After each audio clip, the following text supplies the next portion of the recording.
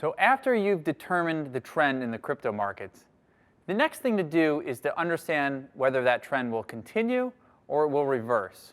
And there's some indicators you can follow that can help you with this.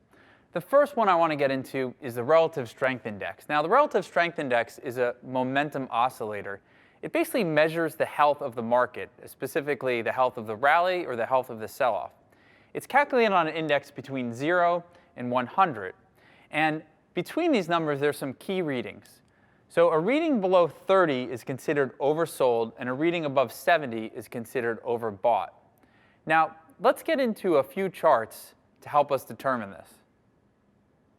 So what you're looking at here is a chart of Bitcoin versus the US dollar, and each candle represents 1 day of price. And this is on the Coinbase exchange. Now, I first want to point out that I've labeled the exponential moving averages, the 20-day and the 50-day. So when you look at the RSI, here it is below. You can see it bounces above this pink area. And now the pink area right here is calibrated to 70 and 30. So those are the key readings that I mentioned just a second ago. 70 means overbought, 30 is oversold. Now, one thing to know about the RSI is it just calculates what the market is doing, and when it doesn't follow the market, it offers actually a more powerful signal. And what this is called is divergence. So you want to look where there's a divergence between the RSI and the underlying asset. And in this case, I'll break this down. So if we're looking at a price trend that's going higher, and right here you have the 20-day above the 50-day, so things are great, things are bullish. And then you'll notice at this peak right here, the RSI hits a level above 90. Now, prices retreated and then went to a new high right here at about 20,000 of Bitcoin. And this is one of the most powerful signals we've seen in Bitcoin in the last few years. Even though the prices went higher than the prior peak, the RSI actually diverged. The price reading was lower than the previous price reading on the RSI.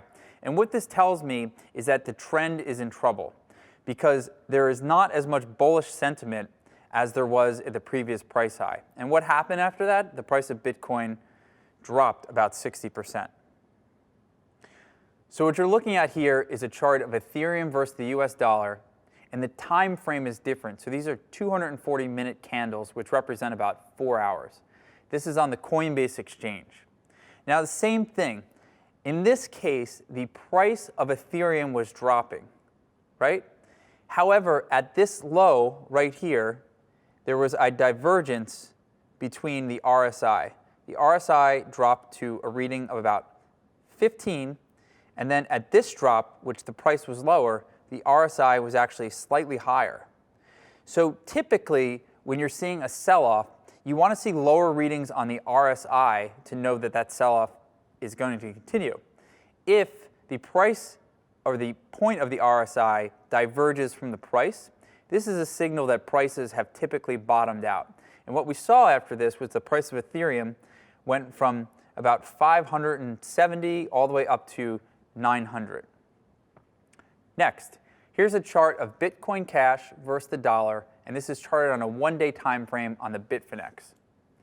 Now, the exponential moving average, the 20 period, and the 50 period are labeled in green and blue. And now you'll see in this one is that you had a significant parabolic high in Bitcoin Cash. However, this RSI was lower than the previous one, which is actually a lower high. So the RSI actually went down as prices went up. So this is known as a bearish divergence. And this is telling you that prices likely will not continue higher because the RSI is not matching where the price is going. And in fact, the price of Bitcoin Cash dropped over the next couple of months. And it's also noticeable that these signals don't occur very often, but when they do, they give us places to put stop losses or sell orders. Next chart is XMR versus the US dollar. Now, this is a different cryptocurrency. This is Monero, which is an anonymous form of cryptocurrency. And this is a 1-day chart on the Kraken exchange.